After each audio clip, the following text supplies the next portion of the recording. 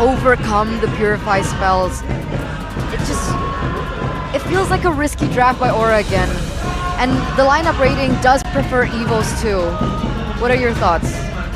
I feel like EVOS have more to say in how these fights go, but a big factor I think is the fact that he has skills on the Vexana and he's running the Purify. So if there's a big engage attempt, especially from the Tigreal, you can Purify out of it, and if you terrify the Tigreal, that's that engage tool just cancelled out. That's usually how that matchup really plays out. So the fiery dragons, the red dragons, with their wings hurt, are looking to find another chance, more possibility, more opportunity for themselves to make it to the playoffs. But will the White Tigers let it slide? Welcome, ladies and gentlemen, to game number 1 between Aura and EVOS Glory. Already seeing the difference in the clear speed. That Alpha is definitely a massive problem right here. Advance goes with a Quantum Charge, so he will be going for a bit more mobility, more ways to go around, but oof. Already Kabuki trying to exert his dominance right here. Trying to tell him that he should know his place. Weakness Finder on the Roger, by the way. Kabuki already. He's going to have to get punished a bit for it. Brands is trying to freeze up this wave, but he's actually doing so much damage back to Dreams too. Brands and Dreams super low in the early parts of the game. Yawi getting that Jikundo down. Right, so we're see. I think Gugun now with the concussive blast, he's gonna try and match the clear speed of Annabelle. But we have to see in the mid lane, Clocken with the Impure Rage, not the Quantum Charge. He's gonna be going for a bit more sustain with the mana, and he's gonna be able to go and do more damage when it comes to the short trades, the one spell poke damage. That is something they can play around with. But him and Yehezkiel clearly wants to go for the utility and the mobility, wanting to be ganking as much as possible for the team. See that Brands is also playing really safe with his choice in these sub-emblems, understanding that he will be the main target, and in that lane, it looks like Kabuki is having a better time actually. It looks like Brands is zoned under his own tower. It's the Weakness Finder and the Master Assassin. Allows him to just be a lot more aggressive, especially in these early stages, to try and pressure Brands into something more. And if Brands gets a bit too low and sticks around for a bit too long, the dive is very available with all the tools that Aura have at their disposal. Oh, it's a Black Dragon form though. Yeah, right as the turtle gets reset, actually a big resource burnt out already. With Yawi in the back right now, as that's actually just Fluffy jumping in with the Death to his welcome, finding Gugun. Now Retry battle, it's still gonna be Gugun despite the implosion now by Dream. A 3-man shove as the Purify gets used up by Yehezkiel. Fluffy still alive, gonna be taken down now as that's gonna be a 1-for-1 trade as Yawi looks for the back as well. Clockwood very low. Yawi acting as this assassin in the back. Yawi very low, now chased out by Claw. 1-for-1. Make it 2 because Aura got the turtle. So it is a little bit of a win here in the early stage of the game for Aura. But that was so close for Yawi to get taken out with his aggressive plays. Meanwhile, in the talent prediction... It's just you and Lin, man. Damn. There's a chance for the two of you to prove us all wrong. Let's wait and see. But in that fight though, it was just so close. But with the first turtle taken by Aura, that's something they can always flex, the neutral objective control. Whoa. Very aggressive by Annabelle. Good understanding of the timer of the flicker, I guess. That's why he decided to just go in and punish Yawi for that overextension. Later on though, in those big fights, I think that was a great move by Aran. The Black Dragon form looks kind of early, but that means that once the fighting begins, he's already down on the ground, and he was able to just output a lot more damage, knock Fluffy up, and that's part of why Gugun was able to actually get the retribution. Fluffy was knocked out, not Fluffy, sorry, Annabelle was kind of hit by the Furious Dive, I believe. There was a big Furious Dive that landed on multiple members of EVOS, and that kind of equalized the fight, on top, of course, of having the Eternal Guard from Yehezkiel. Oh, purified instantly by Claw-kun. Big resource here as Yehezkiel is actually quite low in the mid lane. Wow. That's a big resource taken out. With the fact that now only 12 seconds remain until the next neutral objective spawns.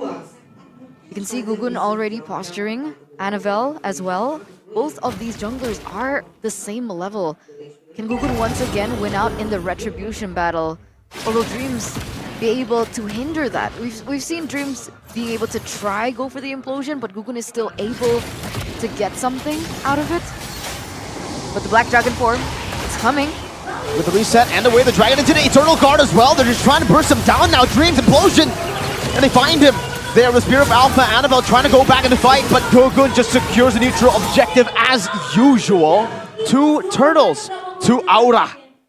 Aura back in shape, showing again that neutral objective control game and the targeting. They know that Dreams most likely will be looking for an opportunity to try and capitalize the same way he always does. Instead of letting him counter-engage, they just jump straight on him. And there was the animation for the implosion, but I don't think it actually went through. So that was a great moment, a great win for Aura. They're going for more. The way of the Dragon, onto Fluffy and Kabuki, one last scratch. He gets it, and say goodbye to Fluffy up top, Annabelle. With trade down below on the orange buff, and Brands as well, pushing in the bottom lane. So far, Brands has yet to be punished.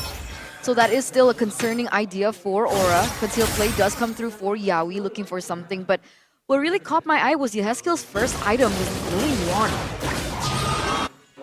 Glowing Wand on the Vexana, especially for these big team fights. The Eternal Guard will be doing a lot more damage. And once again, the full initiation onto Dreams with Eternal Guard 2. Say goodbye to Dreams, and Yawi gets out too. Sheesh. Clean. Very close, but that was a really good opening. And it does give Aura a little bit more space to maneuver around when they want to go for these invasions. Gugun and Fluffy. But back to that point earlier on.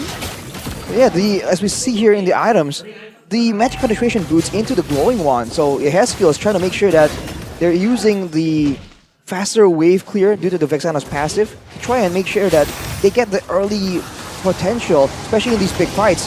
Yawi actually pressures and forces the retreat there. Milan is chasing them down, 2v1 in the spot. Knows Annabelle already uses Spear of Alpha. Goes back in with a Furious Dive and the Petrified too. Terrified now, Yawi. Libera's Flag gets him now, pins him down into the wall. Great Eternal Guard. Dreams though with a Flicker and an Implosion now looking for Yawi. But it will just be the Roamer traded in. And it's Dreams who gets the kill. Jungle for Rome. Do they have enough time?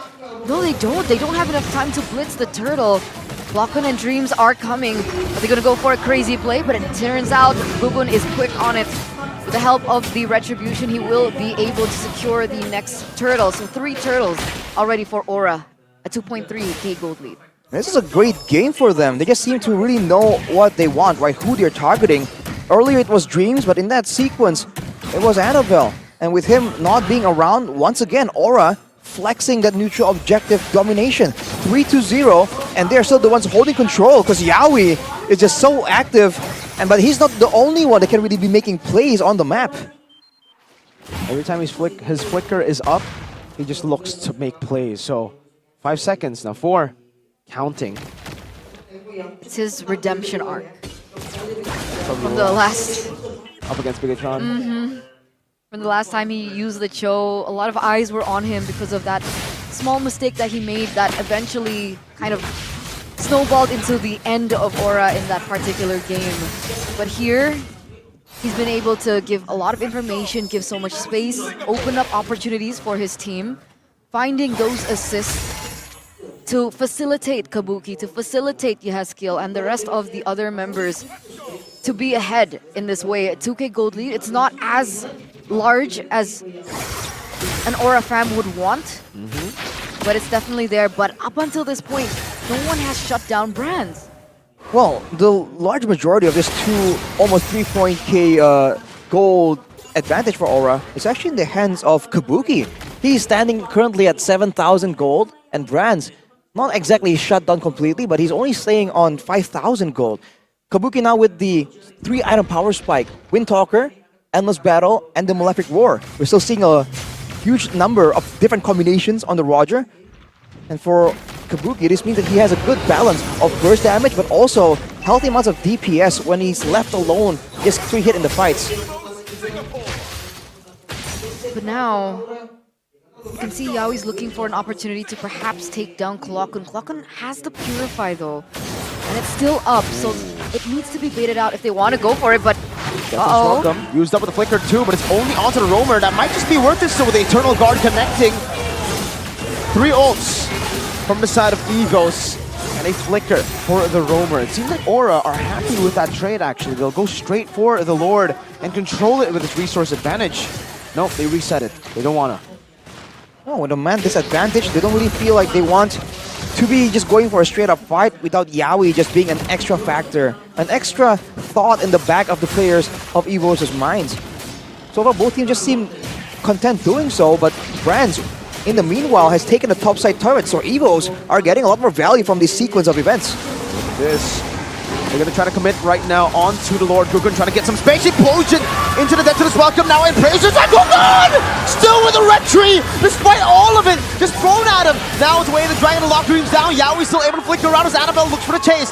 Gugun low, has a taunt, gets out. Skill caught in his own Eternal Guard. Stolen away by Claw. But Aura, there's a different aura about this team. They just can't die. Kabuki? All alone. This might be a risky move to make, but it makes quick work out of that turret. And it makes it work. All of that works out. Gukun still with the amazing retribution. So despite not even given that much space, he's still able to get that retribution down, and that really just helped Aura out there. The Lord on the way in the top side as well. It should be cleared quickly.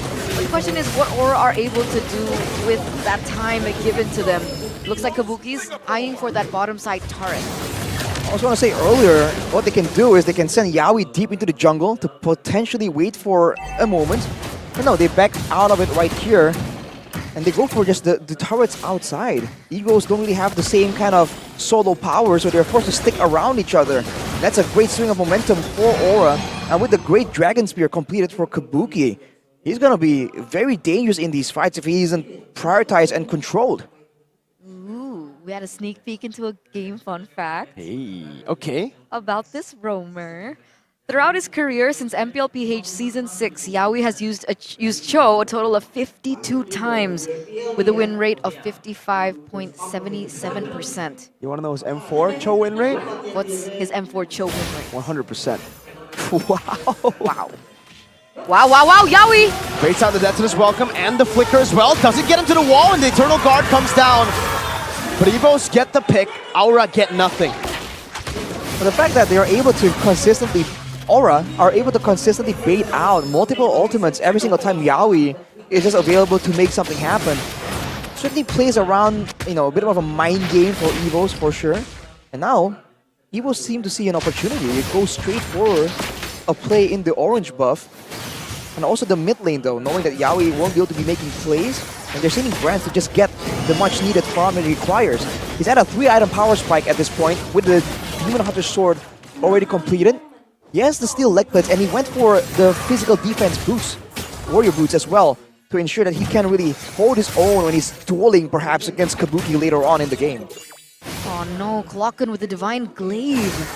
And he has the Eternal Guard in his pocket as well. We've seen it actually deal a lot of damage onto the members of Aura, especially when he commits onto it.